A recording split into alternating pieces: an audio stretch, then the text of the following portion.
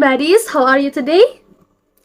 Hari ini kita bakal ngobrolin tentang high value woman secara lengkap.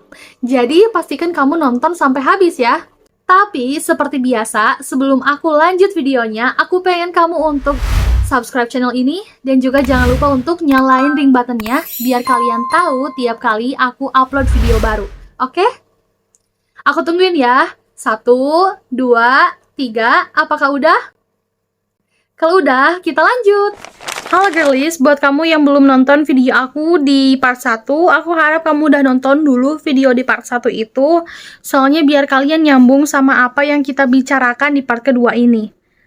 Jadi buat kamu yang belum nonton, ditonton dulu ya. Kalau misalnya kalian bingung, linknya udah aku simpen di description box, jadi jangan lupa untuk dicek atau di sini.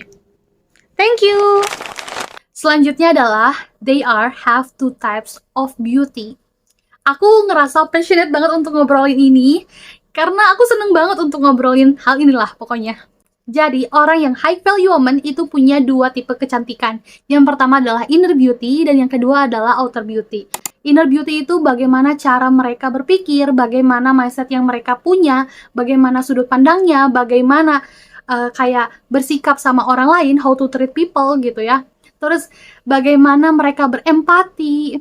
Inner beauty ini yang bikin mereka confidence, yang nge-boost energi mereka, yang nge-boost rasa percaya diri dan kecantikan mereka gitu.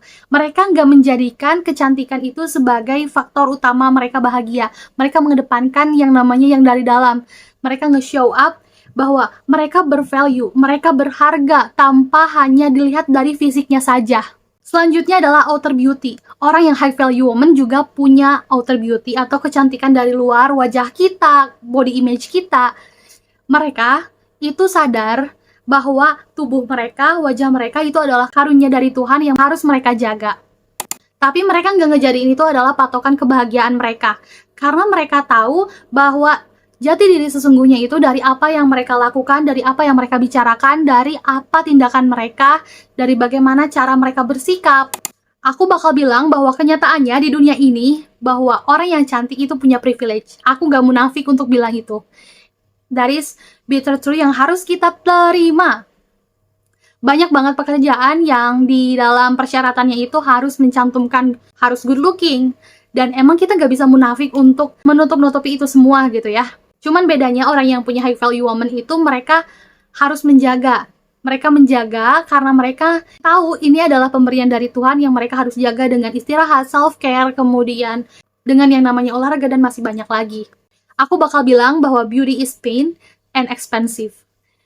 Banyak orang yang pengen jadi cantik harus sugary, harus tanam benang, harus botox, dan masih banyak lagi. Dan itu tuh sakit bro gitu. Meskipun aku nggak pernah nyobain, tapi aku yakin itu sakit karena aku lihat dari beberapa video orang gitu yang lagi treatment. Beauty itu mahal, expensive. Kayak kalian sadar gak sih harga-harga skincare aja mahal bro, harga makeup tuh mahal. Ya ada sih yang di bawah yang sesuai kantong pelajar, tapi kan tetap aja itu kan beruang gitu, ada value-nya, ada duitnya. Jadi kita tuh nggak bisa mengandalkan kecantikan luar aja untuk jadi tolak ukur kebahagiaan kita. Kita harus punya value, kita harus punya inner beauty. Biar apa? Kalau orang-orang cantik mengedepankan wajahnya aja, body image-nya aja, tapi kosong gitu, itu kayak kelihatan kurang bernilai gitu. Misalnya ada dua orang nih. Yang pertama adalah mereka yang cantik dan mereka juga tahu sesuatu. Dia tahu, dia punya value. Yang kedua adalah, dia cantik, tapi dia nggak tahu apa-apa. Kalian bisa ngebedain kan mana yang lebih bervalue. Aku bakal bilang bahwa orang yang high value woman juga itu bisa insecure. Cuman insecure-nya tuh berbeda dengan orang atau wanita-wanita biasanya gitu. High value woman itu bisa nge-switch otak mereka untuk berpikir. Orang yang high value woman itu kalau misalnya insecure tuh berbeda sama wanita-wanita yang lain.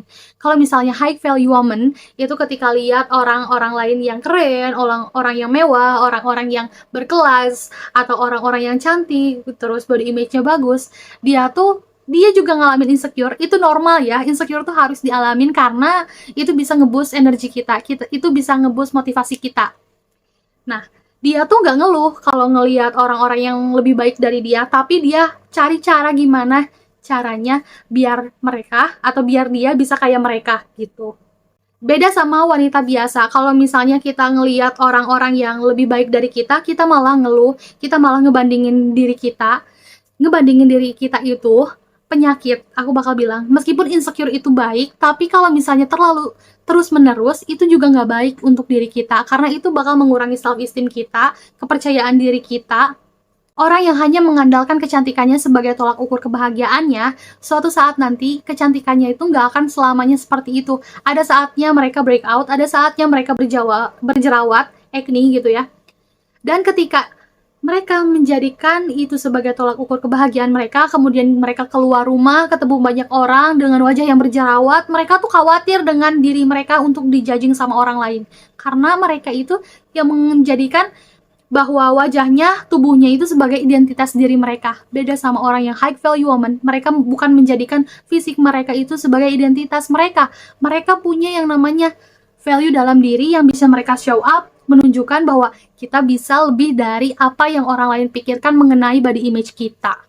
Selanjutnya adalah high value woman pasti punya rasa percaya diri atau they are confident. Confidence itu ada dua cara. Yang pertama adalah external confidence dan yang kedua adalah internal confidence. External confidence itu kayak gimana? External confidence itu yang ngasih efek kita untuk percaya diri sementara waktu aja. Kayak apa sih contohnya? Contohnya itu kayak body language, gestur kita, tapi itu tuh cuman sementara. Ketika kita dalam crowded gitu ya, keramaian, kita percaya diri. Tapi ketika kita sendirian, rasa percaya dirinya tuh hilang. Jadi cuma ngasih efek sementara lah. Kemudian yang kedua adalah internal confidence atau kepercayaan yang dari dalam. Contohnya dari mindset, dari bagaimana cara kita bertindak, mengambil keputusan dan segala macamnya gitu ya. Aku bakal bilang bahwa confidence itu adalah sebuah skill. Confidence itu bukan omong doang, confidence itu bukan kepercayaan diri kayak positive affirmation yang kita tiap hari lakukan. Confidence itu skill yang harus kita bangun. Confidence itu nggak bisa berubah cepet gitu, nge-switch, kayak sifat gitu. Confidence tuh kayak skill yang harus kita bangun. Dan aku nggak akan ngejelasin gimana caranya confidence di video ini, karena kita bakal ngobrolin itu di next video. Kenapa aku gak ngobrolin di video ini? Karena terlalu panjang. Aku takut terlalu capek untuk ngeditnya gitu ya. Selanjutnya adalah they are unique. Mereka unik dan mereka bangga dengan keunikannya sendiri. Mereka nggak takut untuk merasa berbeda dari orang lain. Karena keunikan dia jadi identitas dia juga gitu. Tolong untuk membedakan mana yang unik sama yang mana yang pick me ya. Zaman sekarang tuh ngelihat orang yang beda dikit tuh disangka pick me. Nyebelin banget gak sih? Kayak gitu. Kayak apaan banget sih? Kayak mereka tuh nggak tahu definisi dari pick me itu apa. Oke, aku kasih tahu ya. Kalau yang unik, mereka yang unik adalah mereka yang gak perlu attention dari orang lain untuk ngakuin dia berbeda dan dia unik. Tapi orang-orang yang pick me, mereka tuh butuh attention dari orang lain untuk mengakui dia berbeda dan mereka kayak berbeda dari sekelompok orang gitu. Kayak misalnya nih, kamu suka make up. Kayak rata-rata cewek tuh pasti suka make up, suka dandan, suka untuk skincarean, terus kamu ketemu sama cewek yang gak suka make up, terus bilang, gue emang gak suka make up, kayak terlalu apa gitu ya, gak terlalu menor, gue emang sukanya yang natural, gue sukanya pakai bedak bayi. What? Mending lo pergi, lo salah kandang bro, gitu. Karena buat apa kayak gitu, emang lo keren dengan cara lo seperti itu, lo tuh kayak butuh validasi, lo butuh attention dari orang. Selanjutnya adalah high value woman in friendship. Aku bakal bagi 3. Yang pertama adalah bagaimana cara mereka berteman. Mereka itu selektif dalam pertemanan. Aku tahu kita tuh gak boleh pilih-pilih teman. Teman tuh harus sama siapa aja gitu. Ya kita boleh temenan sama siapa aja. Boleh sama banyak orang, boleh sama semua orang. Tapi kita harus selektif untuk memilih 5-12 orang untuk jadi teman terdekat kita. Karena teman terdekat kita itu mempengaruhi pola pikir kita, sikap kita, tindakan kita. Makanya itu tuh penting banget. Jangan sampai ada orang yang udah nonton video ini, terus dia jadi orang yang apatis. Dia jadi orang yang antisosial karena katanya kalau ditanya, kenapa kamu gak mau pergi keluar main sama temen-temen? Kata Nur Aini gak boleh sembarangan nyari teman. Bukan seperti itu. Temen itu penting karena untuk nyari itu, relasi. Teman itu penting untuk nyari relasi. Jadi jangan untuk menutup diri untuk temenan sama banyak orang. Temenan itu boleh sama semua orang, tapi pilih dengan bijak siapa yang mau paling dekat sama kalian. Yang kedua, mereka nggak segan untuk nge-cut off orang-orang yang merugikan bagi dia. Orang-orang merugikan tuh ada banyak banget jenisnya. Toxic people tuh ada 6 kalau nggak salah. Mungkin di video nextnya aku bakal juga jelasin beberapa orang atau beberapa jenis orang yang toxic people, biar kalian juga terhindar dari orang-orang seperti itu. Kenapa? Kita harus menghindari orang-orang yang merugikan kita atau toksik, karena itu jadi racun untuk diri kita. Itu bisa mengurangi value kita, itu buang-buang waktu, itu nguras energi. Jadi kita tuh harus di-cut off. Selanjutnya, mereka menghindari yang namanya bergosip. Orang high value woman, itu mereka sadar bahwa apa yang mereka ucapkan, apa yang mereka obrolkan, itu bisa menjadi identitas dirinya juga gitu. Karena kelihatan orang yang berbobot sama orang yang kosong. Ibaratnya gini aja ya. Kamu punya jadwal untuk bergosip 2 jam sehari sama teman-teman kalian gitu. Kalau tiap nongkrong kalian bergosip, terus pulang ke rumah, apa yang ada di otak kalian? Apakah dengan ngobrolin orang lain itu bisa bikin kalian kaya raya? Apakah dengan kalian ngobrolin orang lain, kalian bisa jadi orang yang sukses tiba-tiba? Enggak. Kayak nggak ada gunanya. Itu tuh di luar kendali kita gitu. Kita ngobrolin orang gitu ya. Itu tuh di luar kendali kita, bukan urusan kita, buang-buang waktu. Orang yang high value woman, mereka tuh tahu bahwa waktu berharga, apa yang mereka obrolkan itu harus penting, meskipun bukan berarti high value woman tuh gak bisa bercanda. Ada waktu-waktunya untuk bercanda gitu ya. Tapi orang yang high value woman, mereka memilih percakapannya. Mereka tahu apa conversation yang bakal mereka bangun sama orang lain gitu, yang bakal mereka obrolin. Ketika sampai ke rumah, dia tuh berpikir, otaknya tuh nggak kosong, ada yang nyantol, ada pengetahuan yang ada di otak dia gitu, bertambah. Mereka memanfaatkan waktunya dengan baik.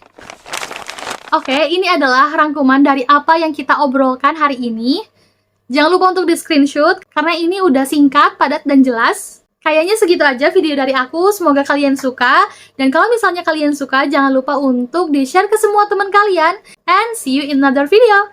Bye-bye!